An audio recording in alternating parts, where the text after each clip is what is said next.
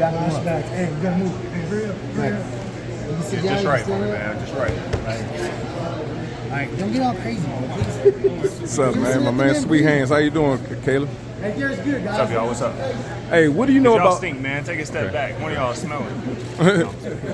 What do you know about your opponents, style-wise? Just we'll see. We'll see. I know, you know, as far as his mentality goes, this is his chance, you know. So I know he's coming to put it all on the line. You know, I know he really wants to get that dub and prove himself. But you know, Coach Brett, he made a great point, and that's you know, if he truly believed in his skills, if he truly believed that he belonged here, that he wouldn't wait till he was 28-0 to make that jump. He wouldn't wait till he was 31, 32 years old to make that jump.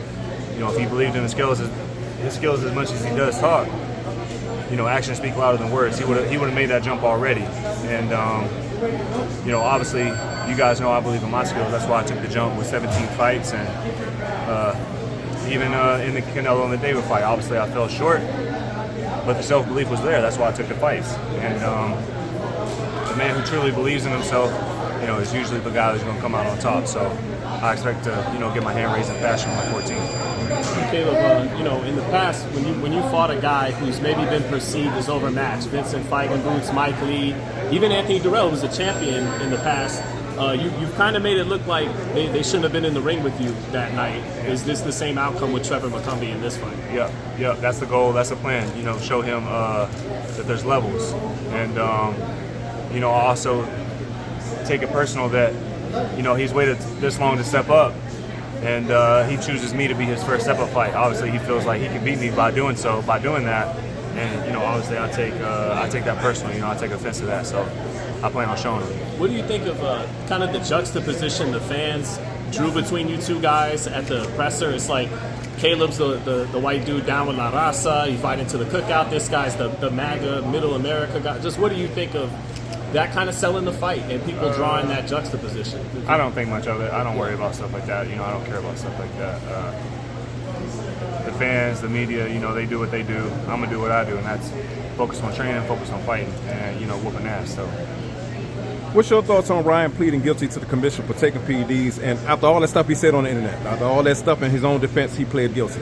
Yeah, I spoke, you know, with Marcos a couple of days ago, and you know, I just find it peculiar that, you know, if you're, you know, he's been swearing up and down that he's innocent, you know, then, and if it's so easy to prove, you know, obviously one would go to court and prove that, other than, you know, rather than, you know, cough up $1.5 million and take a 1-year ban. People were cooking me in the comments because I said 2 years instead of 1. Yeah. But it's just, regardless, you know, why would you take that ban? And I'm not coughing up that much money. Regardless of how much money you have, I ain't coughing up that much money, you know, especially if I know I'm innocent and it's so easy to prove. So, but he took the other route, so I feel like that says a lot. But do you think you and I don't know, like, do you feel like outside of this, Trevor could be someone that, like, oh yeah, like, I could relate to that guy, like I could be friends with that guy, and like, is there something about him that's like really off-putting to you? No, we couldn't be. I don't think we could be friends because, for one, he's a cheater. You know, he's been calling me a quitter, and you know, if any of you guys can raise your hand, you know, seeing me quit in a fight or anything in life, you know, raise your hand and let me know, because you know, if it's one thing, I'm not a quitter. I'm not a cheater either, and he's a cheater.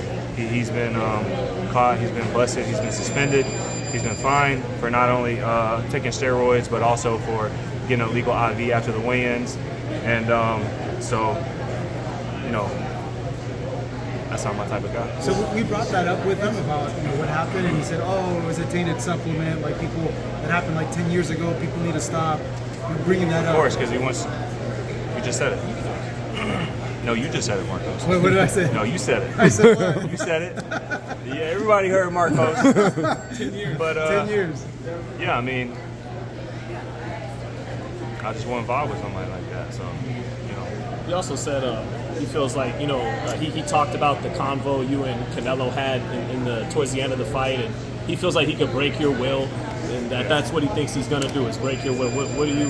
Based off the conversation that me and Canelo had after the fight. That was during the fight. Yeah. Oh, during the fight. So, Man, I feel like there's a huge misconception on that conversation. I feel like a lot of people feel like I was asking Canelo if I'm good, but I'm being sarcastic, you know? Like, I feel like in that fight, a lot of people didn't expect me to have really any success. And up until that point, I feel like I had quite a bit of success. That was a really close fight. And so, and another thing too is after the first couple rounds, I would look over, I see Canelo would be standing up during the rest.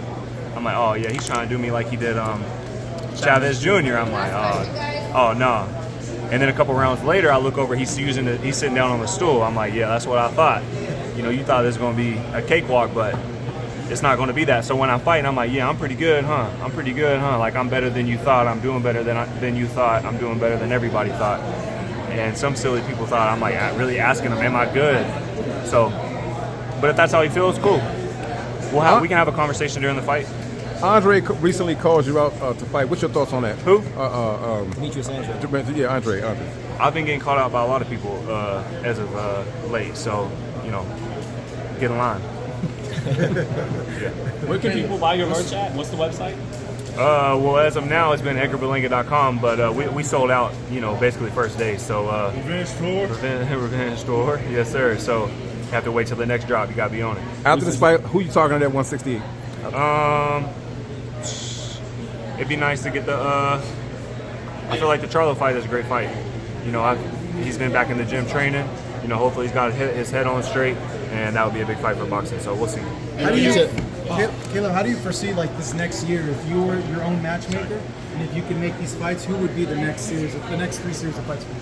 I want to fight with Charlie. I want a wrestling match. Me and Charlie next. Yeah. Thanks, man. Let me tell you guys about Issa Israel Law Firm. It is a full-service legal practice based in Denver, Colorado, an emerging hub for combat sports and high-altitude training. If you're a fighter inside or outside of the ring and you need a law firm you can trust to fight for you, visit thefighterfirm.com or email help@iilawfirm.com. Legal representation is usually limited to plaintiffs or defendants in Colorado, but iFirm can help anyone in the world with trademarking their business name, logos, and U.S. immigration issues. This brother has been my attorney for a while and helped guide me through all kinds of business and civil issues, so make sure you guys go to thefighterfirm.com. All right, now check this out, guys. If you're looking to repair eczema scars, burns and bruises, dark spots and blemishes, the fever blisters, diabetic ulcers, this right here is the perfect product for you guys. It's called Elo Deki Face and Body Oil. Athletes and top-ranking boxers, they're also using it after training to reduce swelling, inflammation, and to ease the pain. So get yours today. Go to elodeki.com, like them on Facebook, and follow them on Instagram.